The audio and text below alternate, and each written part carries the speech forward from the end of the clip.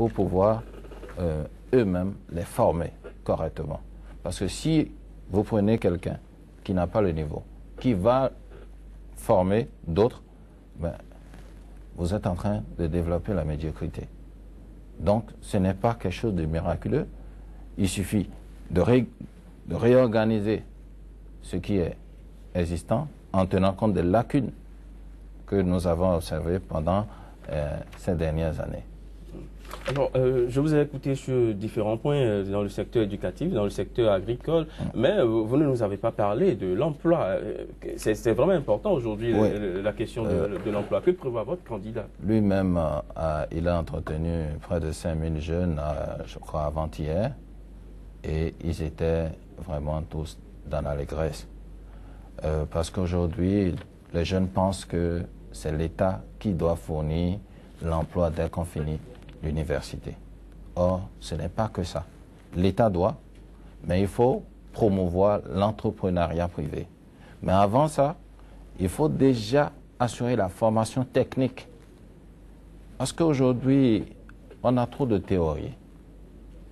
Tout le monde va juste là où on peut rapidement finir son cursus. Mais il faut assurer la formation technique. Si vous prenez les petits Japonais ou les petits Chinois, ils sont capables de vous fabriquer des montres. Ils sont capables de vous fabriquer des calculatrices. Ils sont capables de beaucoup de choses. Pourquoi ne pas suivre ces modèles-là? Donc, lorsque vous assurez cette formation technique, ben, vous allez accompagner ceux qui sortent de l'université pour qu'eux-mêmes, ils s'auto-emploient. Mais l'État continuera forcément d'assurer son rôle de pourvoyeur d'emploi. Alors, Honoré Benjamin Dabo, vous avez suivi M. Richard Soglo. Il a dévoilé un peu ce qui a poussé aujourd'hui la Renaissance du Bénin à choisir le candidat Lionel Zinsou. Vous appréciez? Non, je pense que ce que M. Richard Soglo vient de nous dire tout simplement, c'est le souhait de la Renaissance du Bénin pour le candidat Lionel Zinsou. C'est le souhait. C'est ce que la Renaissance du Bénin souhaite que le président, ou bien je dirais le Premier ministre, fasse une fois dans son fauteuil présidentiel. Parce que jusqu'à présent, je n'ai pas encore eu l'information que le Premier ministre nous a brandi un projet de société. Il vient de dire qu'il sera lancé aujourd'hui, ce projet de société-là. Donc, cela veut dire que des partis se sont entendus autour d'un candidat sans qu'il ne leur dise clairement ce qu'il veut faire à la tête.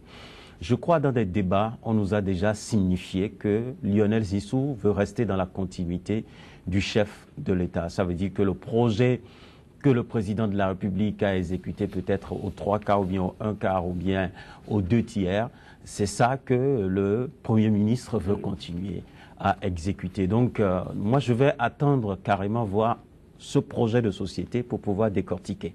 Parce que tout ce que j'ai entendu ici, maintenant, cela ne me rassure pas encore. Cela ne me rassure pas du tout. C'est pourquoi j'insiste sur le fait que c'est peut-être le souhait de la Renaissance du Bénin. Mais le vrai projet de société, c'est un document. Un document où est écrit ce qu'on veut faire sur l'État. Ce qu'on veut faire pour améliorer les conditions de vie et de travail des Béninois. Et ça, je pense que cet outil n'est pas encore disponible. Si c'est lancé aujourd'hui, on pourra faire le débat après sur le projet de société qui sera lancé par Lionel Zinsou.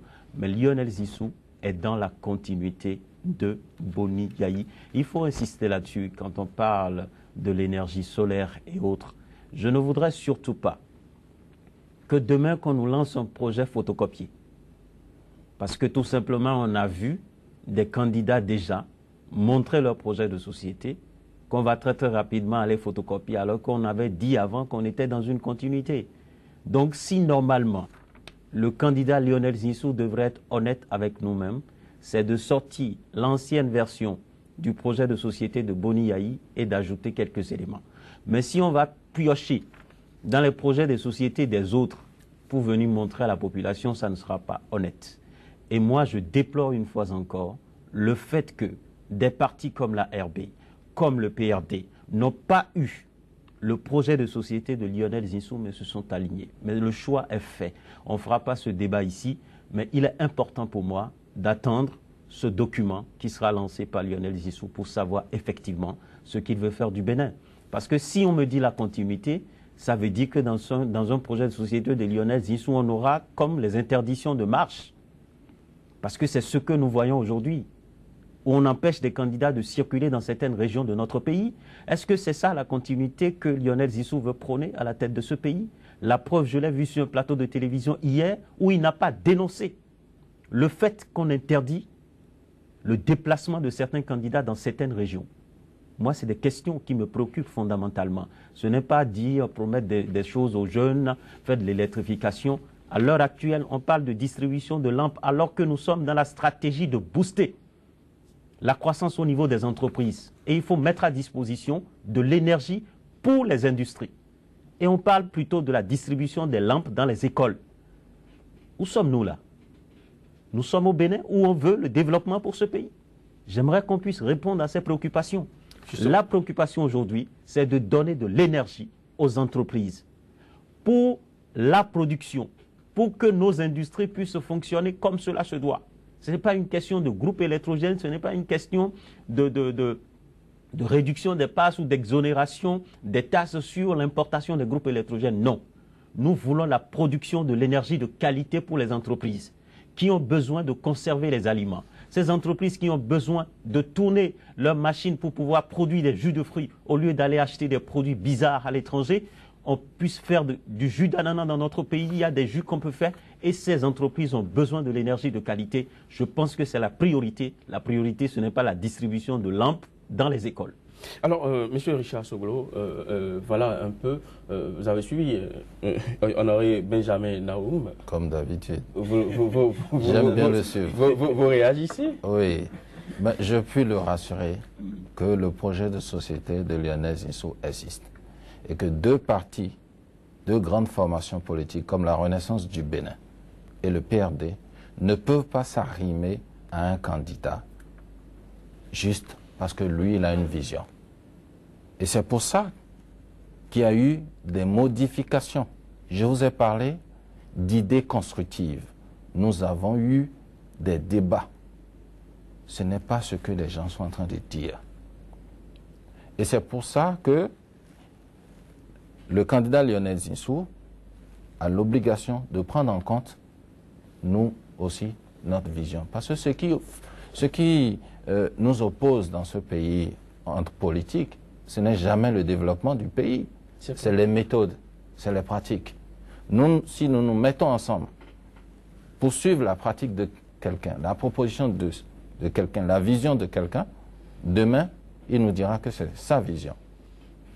Et dans les débats, il a été inscrit, dans le protocole d'accord, il a été inscrit qu'il faille donc prendre en compte la vision également, la conception de la Renaissance du Bénin. Et je peux vous dire que tout ce que j'ai développé n'est pas à l'étape de souhait de la Renaissance du Bénin. C'est déjà dans le projet de société. On a aujourd'hui les nouvelles technologies, je peux vous envoyer ça par WhatsApp tout de suite. Donc, cela existe. Le projet de société? Le projet de société de Lionel Zinsou. Non, ça, c'est pas pour le public. Pour le grand public. C'est pas pour le grand public. Cela existe. D'ailleurs, vous avez dit que vous l'avez suivi hier, et je pense qu'il parlait de son projet de société. Oui. Donc, cela existe. Lorsque vous parlez de continuité, je le répète, la Renaissance du Bénin n'a pas discuté avec le président Boni Yayi. Nous, notre souci, c'est d'accompagner le président Boni Yayi à la fin, dans la paix. Le 5 avril, son mandat est fini. Il n'y a pas de transition, comme certains le proposent. Et s'il plaît à Dieu, quelqu'un d'autre, et notre souhait, et nous nous battons pour ça, que Lionel Zinsou prenne le pouvoir le 6 avril prochain. Donc, sur les chantiers positifs, il y aura forcément une continuité. Mais, excusez-moi, vous avez parlé d'interdiction de marche, vous l'avez suivi hier. Il faudrait que la justice fonctionne, que l'exécutif soit dans son rôle et que le législatif soit dans son rôle. Il ne faudrait pas qu'on mélange tout. Il a été clair hier. mais il n'était pas appelé sur le plateau pour pouvoir dénoncer une marche, je ne sais pas si, une interdiction de marche, je ne sais pas si la question lui a même été posée, parce que j'ai pas tout suivi. C'est un acteur politique, aujourd'hui. Oui, s'il est là pour lui-même, il se préoccupe d'abord de ça. Si on lui pose la question, parce que les interdictions de marche lui sont également opposées, en temps normal. Puisque vous en avez parlé, vous en avez parlé aujourd'hui, devant moi, je peux vous dire que je suis contre ça. C'est ça. Parce qu'un préfet ne peut pas se lever en temps de campagne ou en temps de pré-campagne pour interdire une marche. Mais nous avons des instances qui s'occupent de ces questions-là. Donc ce n'est pas Lionel Zinsou, candidat, qui va défendre son projet de société sur un plateau à qui on ne pose pas la question. Encore qu'il n'était pas parti pour défendre son projet de société. Hier, c'était pour faire un bilan de 7 mois il fallait en profiter. De son passage à la tête il fallait en profiter pour glisser cette question dedans, pour voir quelle serait sa réponse. Alors, Monsieur Soglo, dites-moi, ça veut dire que vous présentez le candidat Lionel Zinsou comme le candidat de la rupture? Il est le candidat de la rupture. Alors, finalement, parce que tous les candidats sont finalement de la rupture. Vous savez, c'est pas tous ceux qui se réclament tigres qui savent bondir. Il faut avoir la capacité, il faut avoir l'expertise, surtout dans le domaine politique. Et Lionel Zinsou a... Vous l'avez vu une fois en politique? Vous voyez, il ne suffit pas d'être totalement politique. Parce que vous avez vu, on a pris dans ce pays le président Soglo comme Premier ministre, ensuite comme président de la République. Il n'était pas politique. Et c'est pour ça que la politique l'a emporté, malgré tout ce qu'il avait réalisé. Donc vous êtes sur le même chemin alors? Et que ses adversaires... Puisque lorsque vous prenez son parcours... Premier ministre, 3 mois et 9 mois, lorsque vous prenez son parcours, je ne pense pas qu'il soit totalement différent de celui du président Soglo, ou pas si loin. Alors, Monsieur Soglo, dites-nous, quel contenu pourrait-on donner à la meilleure rupture qu'un candidat puisse incarner au Bénin en 2016? Sur la question, vous voyez, tout le monde se réclame de la rupture. Mais pour opérer une réelle rupture, il faudrait qu'on puisse dire qu'on veut se départir des mauvaises pratiques, appliquer la loi. Avant qu'un homme d'État puisse agir, il faut qu'il se demande que dit la loi.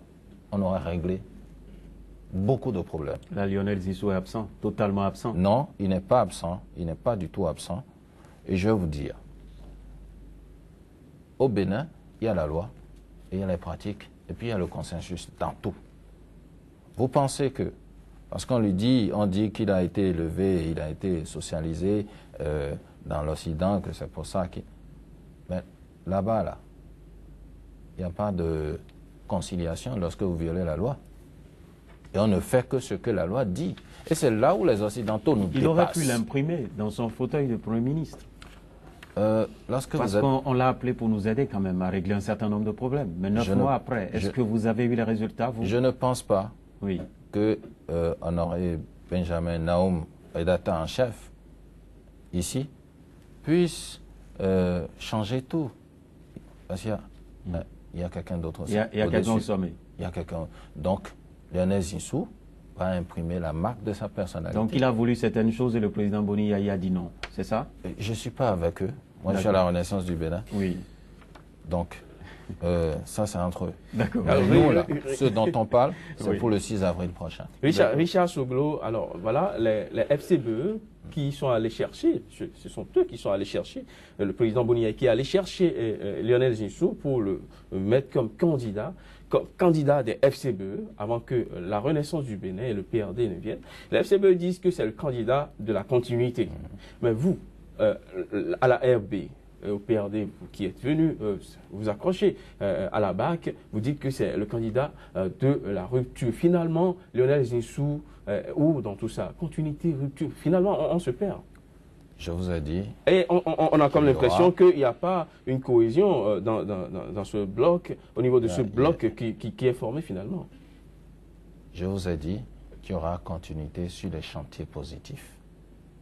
Mais il y aura rupture sur les mauvaises pratiques. C'est pas ce qui se dit du côté des FCD. Et vous avez entendu dans ce pays, on a dit après nous, c'est nous. Vous pensez que si c'était un autre candidat qui n'avait pas une bonne carrure, vous pensez que la Renaissance du Bénin aurait accepté d'être dans cette coalition? Non, pas du tout. Mais vous pouvez également vous tromper. On peut se tromper parce que en prenant ma voiture pour venir ici aujourd'hui, j'ai pris un risque. Et vous aussi. Donc la vie est un risque. Mais nous, avec les discussions que nous avons eues avec l'homme, qui est très affable, très modeste, très souriant, mais surtout qui a un air, qui a des nerfs d'acier, très calme. Et il faut ça pour un chef d'État. Mais ça, c'est des considérations subjectives. Ce qui nous a le plus poussé, je vous le répète, c'est la capacité de l'homme à mobiliser des ressources pour le pays. C'est son expérience et son savoir-faire. On n'a pas vu. Les ressources n'ont pas été mobilisées. Ça dépend. Des milliers de milliards promis à la table d'un rond de Paris, mais jusqu'à présent, pendant les municipales même, j'ai dit que je ne suis pas de ceux qui disent que rien n'est fait. Le président Boni Yahi a fait beaucoup d'erreurs. Il a été champion dans certains domaines. Il a fait beaucoup d'erreurs, voire des fautes, mais quand même... Il n'est pas nul. Il y a des choses qui ont été réalisées. Ça, c'est clair. Donc, on ne peut pas dire que tout est mauvais parce qu'on est de l'opposition. Il y a des choses qui ont été faites. L'AEB est toujours de l'opposition. L'AEB est de l'opposition. L'AEB est de l'opposition. L'AEB, ça rime au candidat de la mouvance. L'AEB est de l'opposition jusqu'au 5 avril. Avec le candidat de la mouvance. Mais nous parlons du futur. C'est tellement une opposition plus modérée. Nous parlons du futur. Parce que nous parlons plus les dents contre. Nous parlons du futur. Nous parlons du futur. Donc nous parlons du régime. Il faut accepter certaines choses. Il faut être là pour pouvoir réencadrer les choses. Si vous n'êtes pas à la table, comment est-ce que vous pouvez faire accepter votre vision? Donc c'est la vision de la Renaissance du Bénin, être autour de la table. Non. Pour gérer. Le plus important n'est pas là. C'est le développement du pays. Et on ne peut pas remettre le pays à n'importe qui. Aujourd'hui, pour accepter quelqu'un à Sika TV... Les autres candidats ne sont pas n'importe qui, vous êtes d'accord? Aujourd'hui, pour accepter quelqu'un à Sika TV, je pense que vous allez lui demander son CV, qui va retracer son parcours. Est-ce qu'on vous a demandé ça? Moi, je ne sais pas. Non, c'est juste pour dire qu'il faudrait quelqu'un qui soit capable. Et c'est ça. C'est pas être assis à la table. Merci, Monsieur Richard Soglo. Merci d'être passé sur le plateau de l'émission 100% Bénin. Honoré Benjamin Nao, merci d'être resté jusqu'à la fin comme d'habitude. Mesdames, Messieurs, ce sera tout pour 100% Bénin de ce vendredi, le tout dernier pour le compte de cette semaine. On se retrouve dès la semaine prochaine, dès lundi, avec Joël Yetondi à la commande. Très ravi d'avoir été en votre compagnie. Très bonne suite des programmes sur Sika.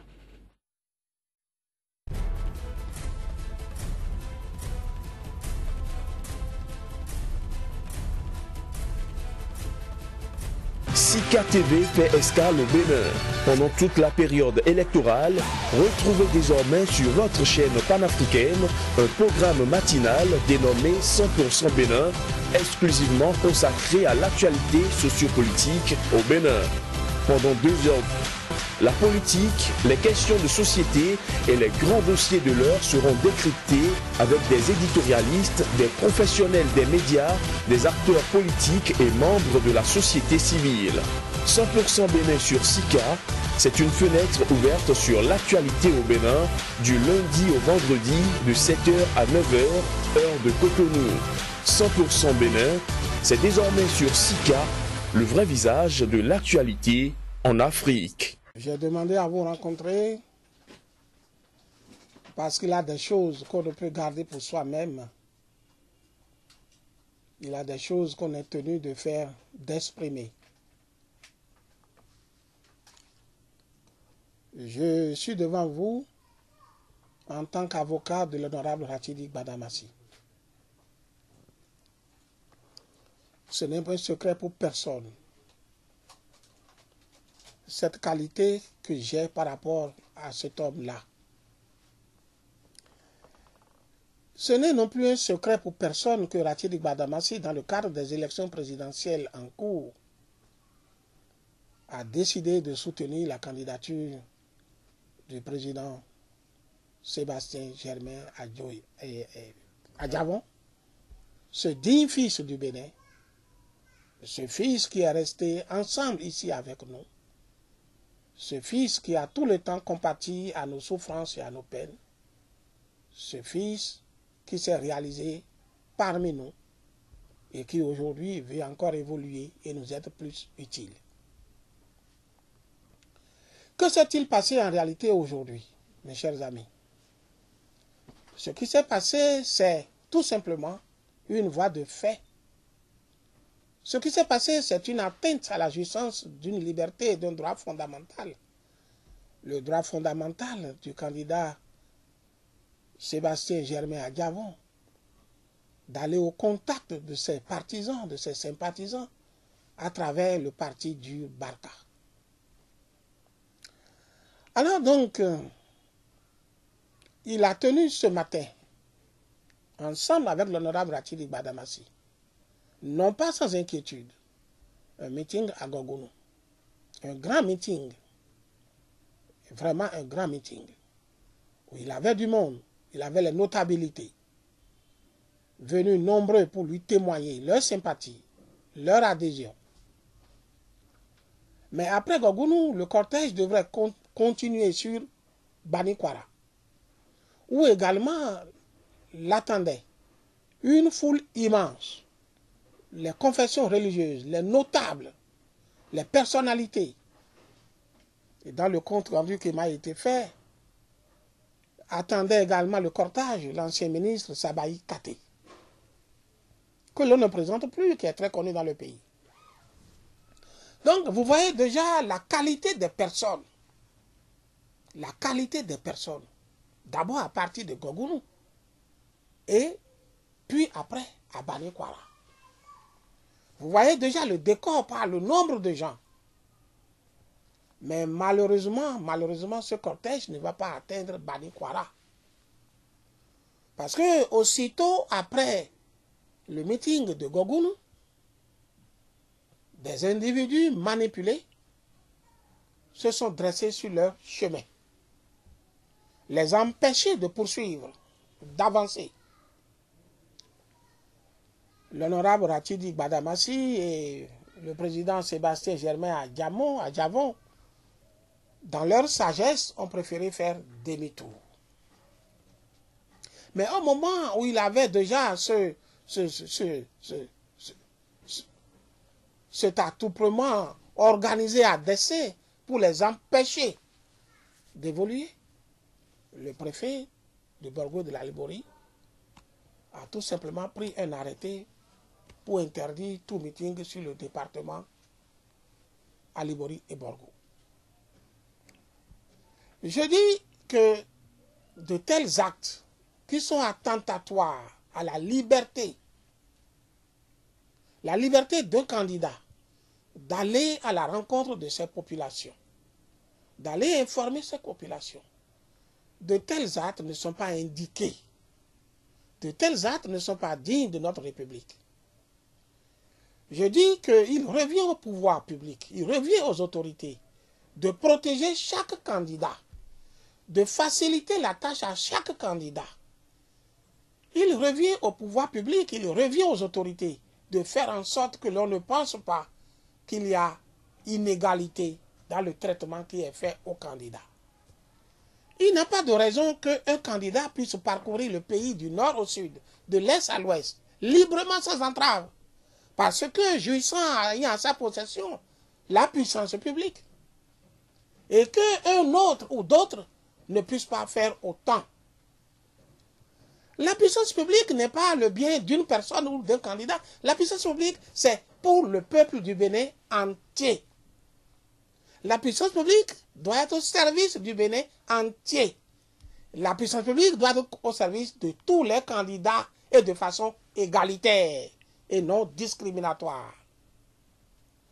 Ce qui s'est passé aujourd'hui nous fait rappeler le passé triste de notre pays, les années 60 jusqu'en 1970. Ce temps est révolu. Ce temps n'est plus digne de notre pays. Ceux qui organisent ces genres de manifestations pour empêcher un candidat d'aller librement s'exprimer en cette période de pré-élection, pré-campagne, ceux-là ne font pas grandir le pays. Je voudrais profiter de votre micro pour dire que ce qui s'est passé aujourd'hui non seulement n'est pas digne de la République, mais ne me paraît pas digne de ceux qui prennent de telles initiatives. Parce que l'autorité publique a pour mission de garantir la liberté, la jouissance de la liberté à tout le monde, avec la même application, sans discrimination. Sans discrimination. Ce qui s'est passé aujourd'hui avec le candidat à Diavon, Sébastien, c'est de la discrimination. Il n'a commis aucun crime, aucune faute en se déclarant candidat. C'est parce que c'est la Constitution qui le permet, c'est le droit qui le permet, c'est le droit lié à sa nature, sa qualité de citoyen béninois. L'honorable Gatchidi Gbadamassi aussi, qui est avec lui, c'est un droit. Et c'est leur droit de demander la protection de notre État pour les accompagner. Mais notre État ne peut pas, ne doit pas se retourner contre eux et constituer une entrave pour eux. La République du Bénin est une et indivisible. La République est pour nous tous. Et nous devons faire en sorte que chaque Béninois partout se trouve puisse jouir des mêmes droits. Il n'a plus aujourd'hui un fief réservé à quelqu'un et un fief réservé à quelqu'un. Il n'a plus aujourd'hui parmi nous, il ne devrait plus en avoir un fils du Nord, un fils du Sud, un fils de l'Est, un fils de l'Ouest. Nous sommes tous des Béninois. Et nous devons respecter les droits de chacun de nous. Je voudrais prier le préfet. Je voudrais vraiment prier le préfet du Bongo de la Livorie de bien vouloir rapporter son arrêté. De bien vouloir aller au secours du candidat à Diavon et de le protéger pour qu'il puisse tenir ses meetings au contact de ces populations dans le septentrion entier sur le territoire de son département. Je voudrais le prier de faire respecter les droits de ce candidat.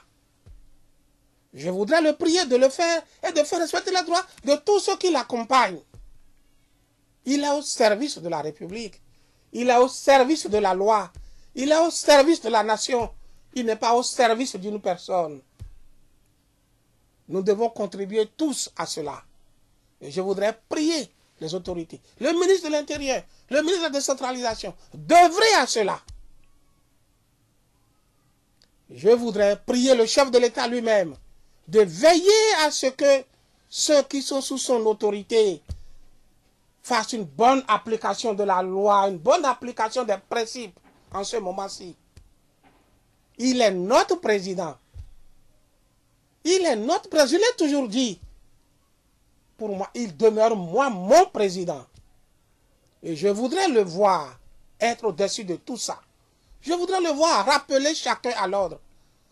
Que les règles soient respectées. Que chaque candidat puisse battre campagne librement. Le peuple est mûr pour faire son choix. Ça fait 25 ans que nous sommes dans la démocratie du vote. Ce n'est pas la première fois. Et à l'heure d'aujourd'hui, chaque Béninois sait déjà pour qui il va voter. Je le supplie. Et je supplie tout le monde. Je supplie ceux qui sont autour de lui. Je supplie ceux qui détiennent une portion de puissance publique. Pour que le candidat à Diavon, le candidat, l'honorable Gatchidi Gbadamassi, puisse battre campagne en toute liberté dans le septentrion. La République, c'est pour nous tous. Et j'en ai fini. Sika TV fait escale au Bénin.